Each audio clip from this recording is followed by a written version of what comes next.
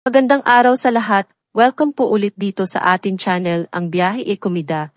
Maraming salamat sa lahat ng nag-subscribe, indeed. Punta tayo sa ating topic, February 16, 2025. Mukhang masaya at glowing ang Valentine Day post ni Jericho Rosales with Janine Gutierrez sparks kilig, Echo and Janine. Umani ng kilig ang latest post ng aktor na si Jericho Rosales, 45, sa Instagram. Sa post ni Echo, palayaw ni Jericho, nung Biyernes, February 14, 2025, o sa mismong araw ng Valentine's Day, ay makikita ito na kasama ang aktres at ladilove na si Janine Gutierrez, 35. Black and white ang larawan, subalit malinaw na nasa swimming pool ang dalawa. Valentine's Day Kids, caption ni Echo sa kanyang post na may kasamang blushing at sunflower emojis. Ang kantang Until I Found You ng American singer-songwriter na si Stephen Sanchez naman ang background music na pinili ni Echo para sa kanyang post. Komento ni Janine sa post ni Echo. Haha cute, a smiling face with hearts emoji. Hindi naman napigilan ng ilang showbiz personalities na mag-react at magkomento sa nakakakilig na Valentine's Day post ng kapamilya aktor. Parents, sambit ng singer at aktor na si Darren Espanto.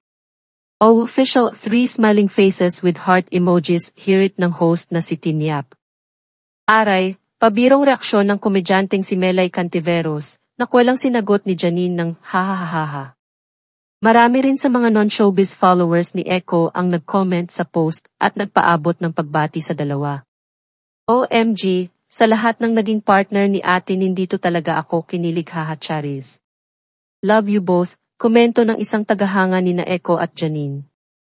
Grabe. This photo, and the song, heart emoji, reaksyon ng isa pang follower ng aktor. Umusbong ang pag-iibigan sa pagitan ni na Echo at Janine sa set ng primetime series na Lavender Fields na napanood noong September 2024 hanggang January 2025.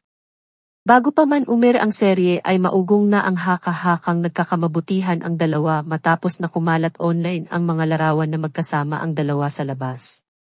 Noong Hulyo ay namataan sina Echo at Janine sa National Museum of the Philippines sa Maynila, dahilan para isipin ng marami na nagde-date ang kapamilya stars.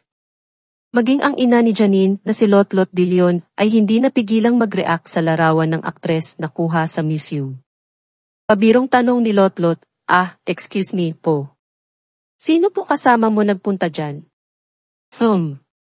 Sa parehong buwan din ay muling nakitang magkasama ang sina Echo at Janine sa isang bar sa Katipunan, Quezon City. Sa press conference ng Lavender Fields noong August 13, 2024, ay diretsahang inamin ni Echo ang tunay na estado ng kanilang relasyon ni Janine. Nagkakakilala na kami. We're dating, pag-amin ni Echo, na noong January 2024, ay kumpirmadong hiwalay na sa modelo at asawang si Kim Jones. Talagang, maganda talaga ang moment ko sa buhay ko. Alam ng mga kaibigan ko. Alam ng pamilya ko. Lahat ng bagay. At oras na para sa akin na talagang sumama sa daloy. Sa final press conference ng Lavender Fields, noong January 2025, ay kinuwento ni Janine ang mga katangian ni Echo na nagustuhan niya. Super maalaga siya. Lagi niyang iisipin ang crew, iba pang cast at lahat ng makasalubong niya. Ang liwanag niya lang sa lahat. Napakabait niya, sabi ni Janine. Siguro hindi inaasahan ang nangyari sa amin. Sa una, gusto lang namin maging convincing bilang co-actor sa show. We would discuss kung paano namin papagandahin yung scenes. I'm just happy na okay siya as a person and as a co-actor. Umiwas si Echo na magbigay ng label sa relasyon nila ni Janine, pero inamin niya na gustong-gusto ng dalaga ang isa't isa. At yan ang atin latest showbiz chika update for today. Huwag kalimutan mag-subscribe, click the notification bell for more showbiz chika updates, like and share the video at pakisuportahan po ang atin Facebook page. Maraming salamat sa lahat ng nag-subscribe. Indeed. Magandang buhay sa lahat, paalam.